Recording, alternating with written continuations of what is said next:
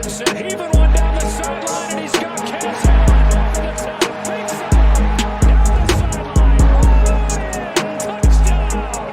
His signature move and his signature performance. Allen, big ball one more time. 58 yards this time. You're listening to the Bruin Bible. This is your host, Will Decker, bringing you UCLA football content all throughout the year for LA Football Network.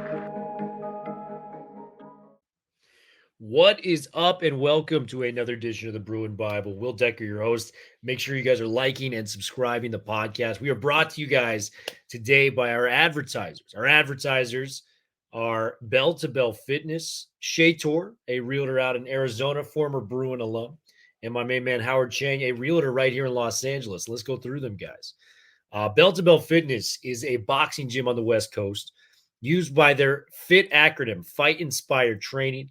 My main man, Tony Gonzalez, was the boxing coach for UCLA for over 10 years. He has built this gym on the West Side to learn how to boxing, stay in shape, and get you all the essentials you need to become somebody that is obsessed with boxing and fitness. Make sure to check it out. Go into Bell to Bell Fitness and say you heard about it from the Bruin Bible, and you're going to get a free session with Tony Gonzalez. So make sure to check that out. Shea Tor, my main man. Shea Tor is a licensed real estate agent in Arizona and a lifelong Bruin. He's a current Wooden Athletic Fund donor and football season ticket holder. When not selling houses or going to UCLA games, he loves to travel the country, checking out different arenas, ballparks, and stadiums. If you're looking to make the move to Arizona or know someone who is, please reach out to our loyal friend, Mr. Shea Tor. His phone number is 602-487-3975. Once again, his number is 602-487-3975. Make sure to check that out. And then the local realtor we got out here, Howard Chang. Howard Chang is a local realtor with the Serene team at eXp Realty. Their team has an office right here in Culver City, though they help clients buy and sell homes all over the LA County and the surrounding areas.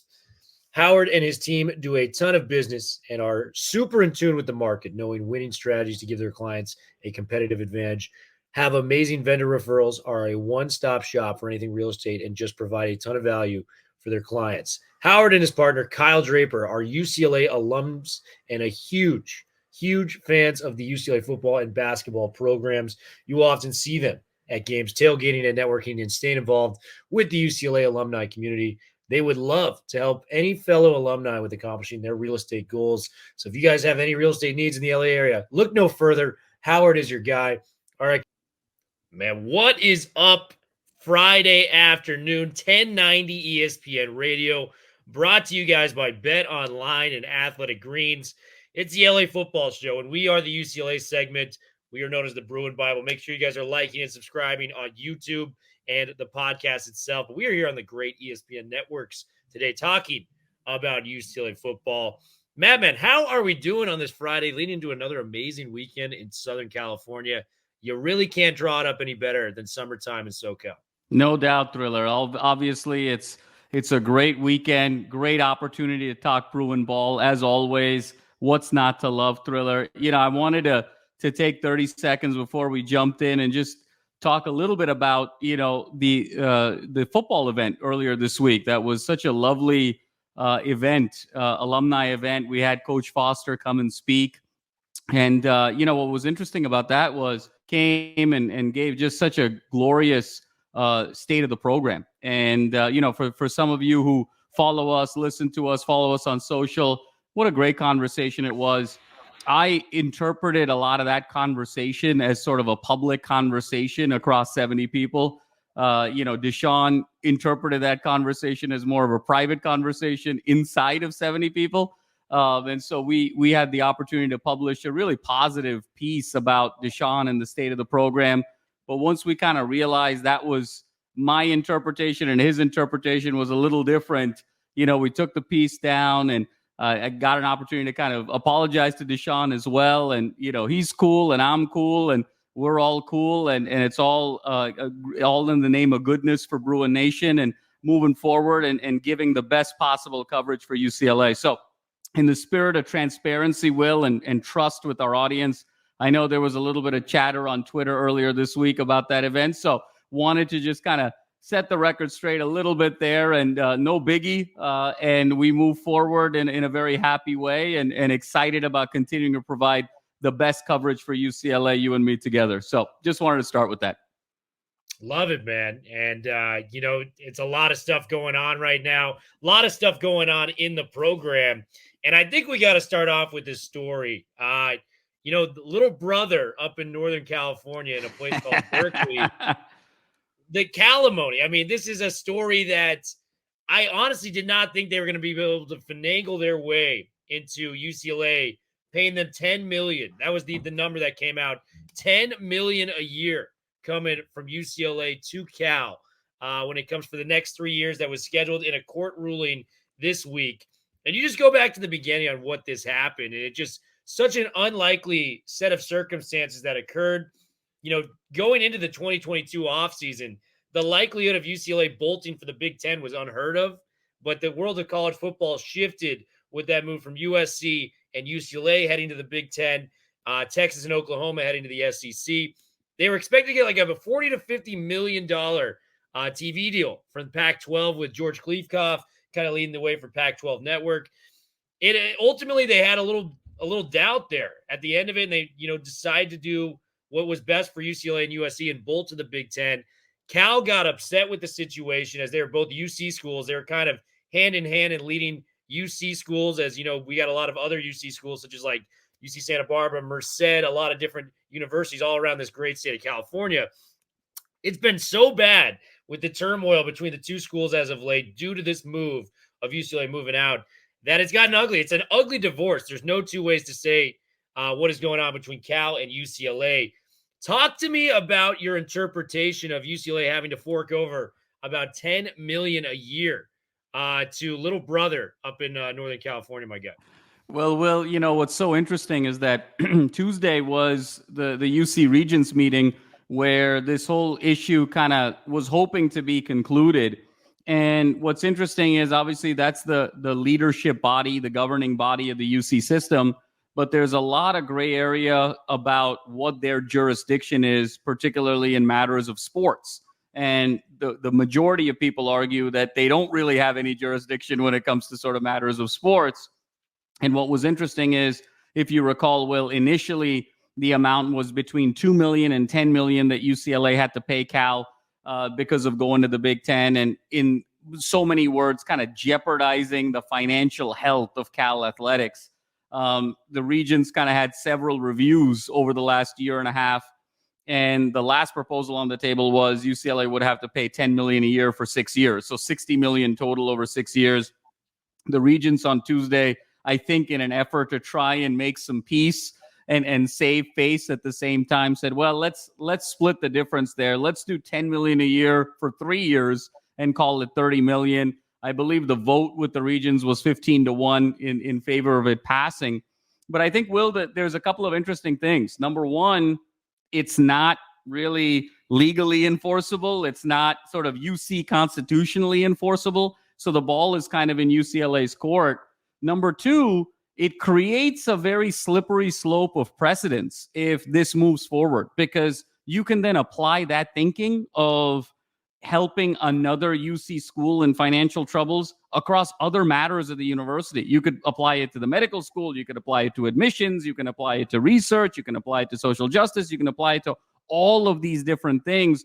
Do you really want to go down that road? And then third, I think it's going to be fascinating, Will, to see how UCLA handles this and says, hey, okay, we'll play nice because we're Bruins. We're good people. We got great values. And we'll just sort of play nice and do the $30 million over 3 years. Or are the Bruins going to kind of dig in and say, you know what? We've got such great momentum with Deshaun. We're raking in the recruits. We're getting the fan engagement back. We need every dollar here to really build this program back up to what it can be. And $30 million is too steep a price. And when you look at where Martin Jarmond is today, Will, where he was perhaps 18 months ago. If you recall, all the conversations, there was a little bit of a cloud 18 months ago over Martin of like, is he going to be here long-term? Is he going somewhere else? What's his future looking like? I think it feels so much different with Martin being a Bruin for the long term here as athletic director. And then I think the other piece is with Chancellor Gene Block. He retires June 30th, which is just about 6 or 7 weeks away. Does he want to make one final decision, yay or nay? And in many ways, could that help UCLA? He just says, no, we're not doing it, and I'm out. And so he doesn't necessarily have to deal with the political backfall of that. Or does he say, you know what, this really isn't my decision anymore. I'm only chancellor for 6 more weeks. Let them wait for the new chancellor to come in and decide. So there's all these like really interesting layers of decision, Will. Personally, I don't think UCLA should give Cal a dime. Athletics is a very different beast. And I think that the market has spoken. The Big Ten market, the big media market wanted UCLA. The bigger markets did not ultimately want Cal. Cal is now in the ACC. And there has to be some element here of survival of the fittest. At the end of the day, we are in a competitive atmosphere when it comes to athletics. So yet another sort of chapter in this Calimony saga, Will, if you will. But at least it's trending in the direction where it's fewer years, fewer dollars. And I think if the Bruins really want to dig their heels in and get out of this, I think they can. The question is just going to be how much they're willing to do that, given they got to interact with Cal on all of these other issues.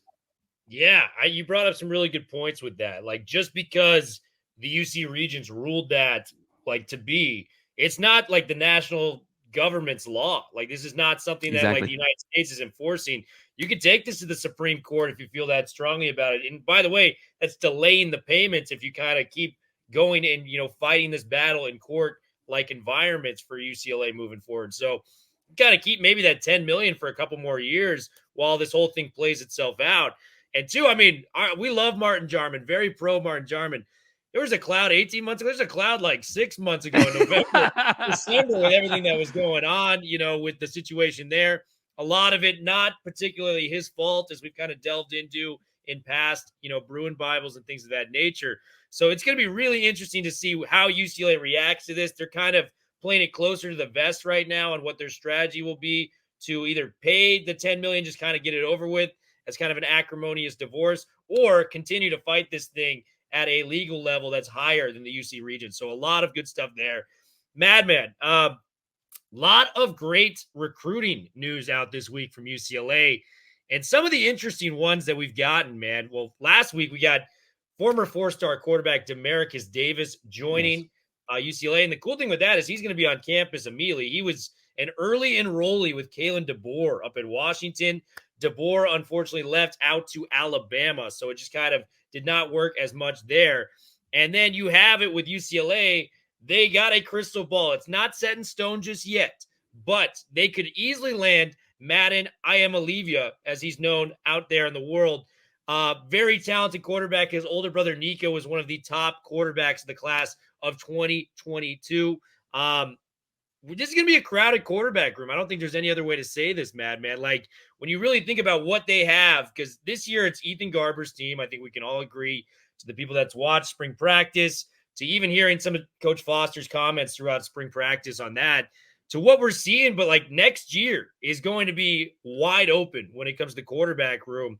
We liked Luke Duncan. He was a former 4-star coming down from Monte Vista area up in Northern California. Yes. Justin Martin, former 4-star quarterback right there. You add hypothetically 2 more with Demarcus Davis, Iamaleava coming through as well. And then you got, the Hasselbeck quarterback, Henry Hasselbeck, with lineage to Tim and Matt Hasselbeck, NFL ballers in their own right. I don't think he's going to be competing for a backup spot given the talent he has there. This quarterback room is going to be absolutely loaded, and only one guy is going to get the job. I was talking to Wayne Cook in our last episode. It's very interesting because, with offensive linemen, they'll find like a different position for you to play. If you're a receiver, it's only one though with the quarterback. Yep. Only one under center. And it's going to be a dog eat dog competition out there, the quarterback position. What do you make about how deep UCLA's QB room is and how Deshaun is surging on the recruiting trail with his coaching staff? Well, first of all, I mean, the momentum with the recruiting trail is on fire. I mean, we're talking about the quarterbacks. We haven't talked about Cox, the running back, and just everything in terms of the momentum here. Things on the defensive side, like we talked about, and just you see this energy and you see a vitality on the recruiting trail that you just haven't seen since the early Mora years. And again, those early Mora years, that team across town was on sanctions. So you haven't really seen this vitality and energy with everybody kind of full strength in the city since the mid to late 90s with Terry Donahue. It's just so exciting and infectious. And I think the parallels with Deshaun and Donahue are so beautiful, right? I mean, Donahue was hired without any coordinator experience either. He was really young, and there was a lot of questions about whether he could grow into the job. I think similar questions a little bit with Deshaun, and I think we're all anticipating equal success and longevity for Deshaun, and he's just off to such a riveting start. Will, it's such a great question about the quarterback. When you talk about Davis and Hasselbeck and Madden, and then our guy Luke Duncan, and then, oh, by the way, Justin Martin, who in many ways kind of feels like yesterday's news, sadly, after the 13 touchdowns in high school that we sort of bragged about, but it just shows how crowded this room is. Will, I had to go back and think about it, of saying, is next year, obviously we're all in on Garbers this year, as we should be, but is next year going to be the most compelling quarterback competition at UCLA in 30 years? I mean, it's ironic you bring up our good friend Wayne. I think the last great quarterback battle really was Wayne and Tommy Maddox in the early 90s, of saying who's going to really sort of win that job and kind of take it over. Because, Will, let's go back. I mean, we've had DTR for a number of years, Garbers this year, DTR for a number of years. It was Rosen's job very clearly. Before that, we had Spate for just kind of that half a season. Before that, it was very clearly Hundley. And then before that, the cupboard was a little bare with Kevin Kraft and Ben Olsen. And then you had to go even further back with Drew Olsen. And then you had, the great run with Cade. So, I mean, we're talking about unprecedented waters here over the last 30 years. It's going to be so compelling. It's going to be so dynamite in terms of who's going to do what. And I think they're all going to push each other in a very compelling way. I really like what I see out of Luke Duncan. And I also like what I see a lot out of Madden. I think they have the skills that you just can't teach, that raw athleticism, the great mechanics, the release, the speed, the frame, the wingspan, so many things that you sort of need the ingredients before you can go and coach them up. But again, I think with everyone, they're going to, Hasselbeck being the son of a great NFL quarterback, he's going to have that Peyton Manning-like mind to go and adjust. Justin Martin, having to deal with so much competition already to just fight to be QB2, that hardens you. That gives you a tenacity a la Tom Brady, when his days in Michigan and early with the Patriots. So I think all of these guys are developing characteristics that's going to make this a dynamite battle, not only next year, Will, but I think for years to come. Because when you think about all the great programs that have been built over the last 20, 25 years, the core pillar to everything has been competition. And you have to earn your spot really every moment, every year, every practice, every game. And you're starting to see that culture come into play with Deshaun Foster and Eric Bieniemy at the offensive helm. And it's just so exciting. Very exciting on so many different levels, man. And like you mentioned, like the Alabamas, the Georgias, the Ohio States, whatever the big name school is, they preach a level of, to be great here, you're going to have to compete your tail off and kind of fight your way through the cracks to get to that starting spot. And that's very much what UCLA is promising these kids. Not like, hey, nothing's promised to you with the starting job. You're going to have to come here and earn it. But if you think you're that guy, we'd love to have you on campus. It's very encouraging for that to happen with UCLA. So you got that going with the quarterback battle. Carson Cox, we talked about it, coming as a tailback, 4-star running back. Shout out to his dad, too. He was watching the last show. That was very, very cool of Mr. Cox to come on through for that. We opened the episode with Cal. How about us getting Kalen Moore coming down from Cal? Another transfer coming in. We already had Oladejo. We already had Sturdivant. Kind of talk to me about these two commitments. Very different. One is a high school running back that's going to be on campus next year, whereas Moore is going to have immediate impact out there on the field for UCLA this year. I think these are two hits for UCLA when it comes to just adding to the roster and developing these pieces to be the best they could possibly be. Oh, no question about it, Will. You nailed it. I mean, both hits, both doing different things. One offense, one defense, one this year, one next year. With Moore, I think what you get is 3 years of experience, in a very kind of similar type of structure. And I think A, you get depth, and I think B, you get tenacity, and not necessarily in that order. Moore is kind of your classic, 6'1", 195, 200, really bump and run physical cornerback. And when you look at the athleticism, Will, in the secondary with the likes of Kirkwood, with the likes of Addison, I think bringing in Moore to be more of that reinforcement of what we saw in terms of physical corner play from the likes of a Jameer Benjamin, from the likes of a KJ Wallace, coming in there and sort of complementing the athleticism, horizontally as well as vertically, I think is going to be absolutely significant. And I think it's going to be a very compelling secondary battle here, Will, as we get into the fall, because Moore is not coming in necessarily to just sort of sit on the bench, be a nickel corner, come in, be kind of a rotational piece. He's coming in to play right away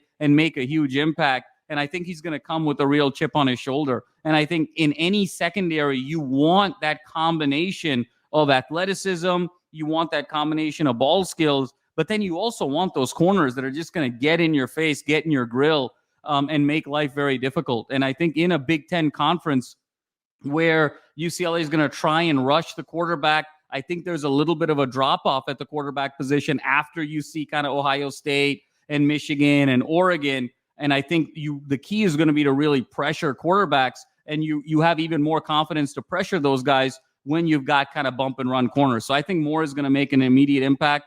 And then Carson Cox, I mean, my goodness, is this guy the next one, Will? All indications are that he is. He's got all the tools. We're so excited to have him.